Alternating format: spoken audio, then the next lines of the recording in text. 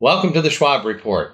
Today my guest is Dr. Edward Laco. Dr. Laco is a family and implant dentist, and he joins us today from his office in Loves Park, Illinois.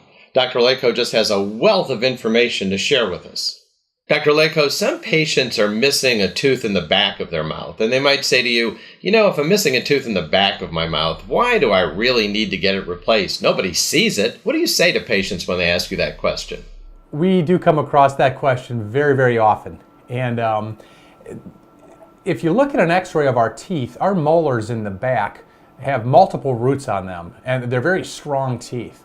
And if you think of our mouth as closing kind of like a nutcracker, where all the force is in the back, that's what we use our molars for. We use them to mash up our food and to chew and break things up. Now, when you take your strongest teeth out and start losing those, that load is going to move forward to weaker teeth. And we start seeing, when we lose the back teeth, we start seeing the front teeth break down a lot quicker. Another problem with missing teeth, even in the back, is what we refer to as drifting or supraeruption. This is where, when we lose a tooth, other teeth will kind of drift into its space or move down from the top or up from the bottom or forward from the back. And this we see from time to time, throwing a patient's bite off and causing jaw joint pain.